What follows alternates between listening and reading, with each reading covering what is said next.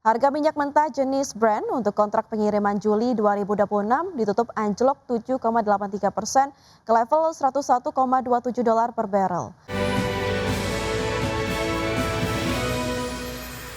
Harga minyak jatuh tajam ke level terendah dalam 2 pekan, seiring meningkatnya optimisme terkait kemungkinan berakhirnya perang di Timur Tengah. Dengan Amerika Serikat dan Iran dilaporkan hampir mencapai kesepakatan damai. Harga minyak mentah jenis Brent untuk kontrak pengiriman Juli 2026 ditutup anjlok 7,83% ke level $101,27 per barrel. Sedangkan harga minyak mentah jenis West Texas Intermediate untuk kontrak pengiriman Juni 2026 ditutup anjlok 7,03% ke level $95,08 per barrel. Sebuah sumber dari mediator Pakistan mengatakan Amerika Serikat dan Iran hampir mencapai kesepakatan awal. Iran mengatakan bahwa mereka sedang meninjau proposal terbaru Amerika Serikat, di mana seorang juru bicara Kementerian Luar Negeri Iran mengungkapkan bahwa Iran akan segera menyampaikan tanggapannya melalui Pakistan. Iran sendiri sebelumnya mengatakan bahwa mereka hanya akan menerima kesepakatan yang adil dan komprehensif. Ya pemirsa, Otoritas Jasa Keuangan menegaskan bahwa arus dana keluar di pasar modal Indonesia saat ini lebih dipengaruhi oleh dinamika global. Di tengah upaya reformasi, OJK menilai pasar masih akan menghadapi potensi penyesuaian jangka pendek, termasuk terkait rebalancing indeks global. Namun dampaknya diyakini hanya bersifat sementara. Ketua Dewan Komisioner Otoritas Jasa Keuangan Friederika Widiasari Dewi menegaskan bahwa arus dana keluar atau outflow di pasar modal Indonesia saat ini lebih dipengaruhi oleh dinamika global, bukan semata faktor domestik.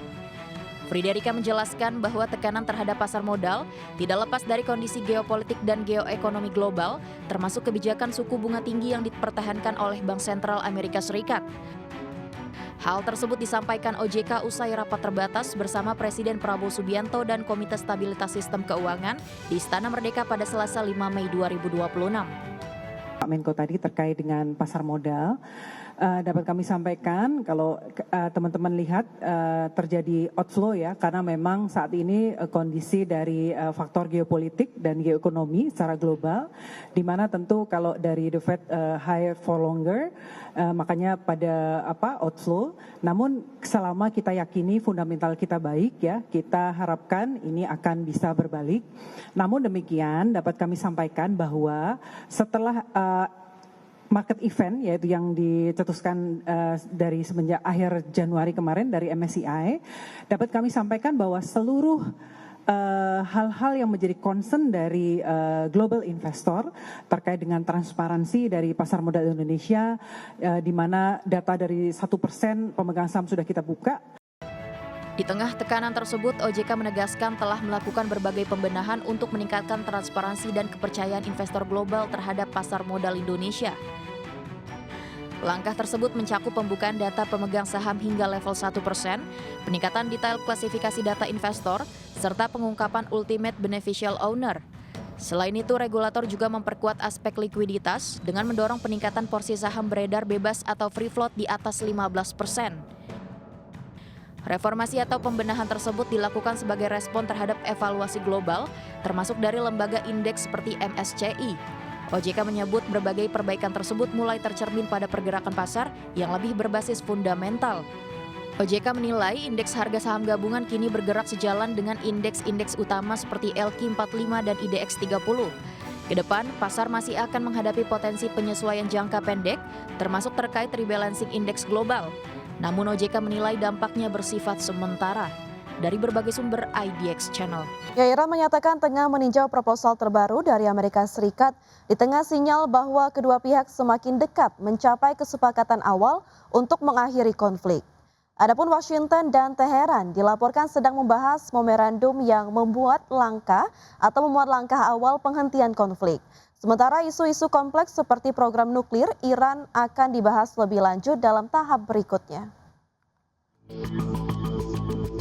Iran menyatakan tengah meninjau proposal terbaru dari Amerika Serikat di tengah sinyal bahwa kedua pihak semakin dekat mencapai kesepakatan awal untuk mengakhiri konflik di kawasan Teluk. Seorang juru bicara Kementerian Luar Negeri Iran mengatakan Teheran akan segera menyampaikan responnya melalui Pakistan. Negara tersebut sebelumnya menjadi tuan rumah satu-satunya perundingan damai dan kini berperan sebagai penghubung utama komunikasi antara Iran dan Amerika Serikat. Sumber yang mengetahui proses mediasi menyebutkan Washington dan Teheran sedang membahas memorandum 1 halaman berisi 14 poin sebagai langkah awal penghentian konflik. Isu-isu kompleks seperti program nuklir Iran akan dibahas lebih lanjut dalam tahap berikutnya. Presiden Amerika Serikat Donald Trump tidak merinci isi proposal tersebut, namun menyebut konflik bisa berakhir jika Iran menyetujui apa yang telah disepakati. Ia juga menilai masih terlalu dini untuk membahas pertemuan langsung guna menandatangani perjanjian. Sumber dari Pakistan pun menegaskan kesepakatan semakin dekat. Kabar potensi kesepakatan langsung mengguncang pasar global. Harga minyak dunia jenis Brent turun sekitar 11% ke kisaran $98 per barel.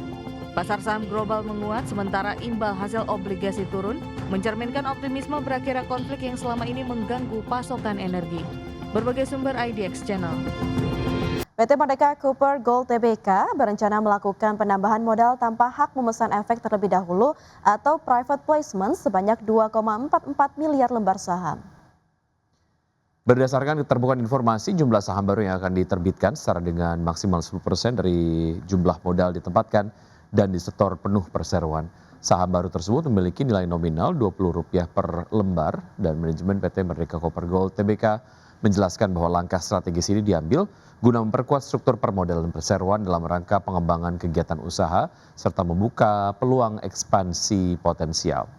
Hingga periode 30 Maret 2026, struktur pemegang saham perseroan terdiri dari PT Saratoga Investama Sedaya Tbk yang memiliki 19,36% saham, PT Mitra Daya Mustika dengan porsi kepemilikan 11,88%, Garibaldi Thohir sebesar 7,46%, PT Suwarna Arta Mandiri sebesar 5,46%, serta masyarakat dengan kepemilikan di bawah 5% dengan total 54,55%. Sementara itu dari sisi kinerja, perseroan membukukan kinerja operasional yang solid pada kuartal 1 tahun 2026, didorong pertumbuhan di sektor bisnis nikel dan emas.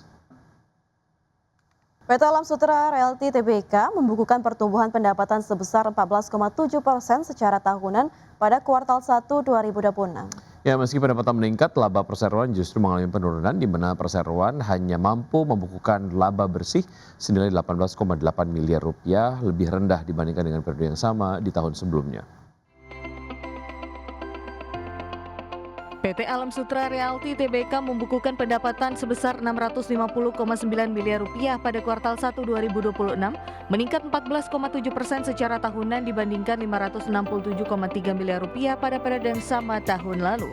Kinerja penjualan yang relatif stabil ditopang oleh kuatnya permintaan produk residensial. Namun di balik pertumbuhan pendapatan, laba perseroan justru mengalami penurunan akibat penyusutan margin penjualan. Direktur Corporate Finance PT Alam Sutera Realty Tbk Edward Tanuwijaya mengatakan pertumbuhan pendapatan terutama ditopang oleh segmen real estate yang melonjak 20,7% secara tahunan menjadi Rp426,7 miliar. Meski demikian, penjualan lahan yang selama ini menjadi salah satu penopang margin tinggi justru mengalami penurunan drastis dari Rp272,5 miliar pada kuartal 1 2025 menjadi hanya Rp80 miliar pada periode yang sama tahun ini. Menurutnya, kontribusi penjualan lahan yang memiliki margin lebih tinggi mengakibatkan penurunan margin secara keseluruhan.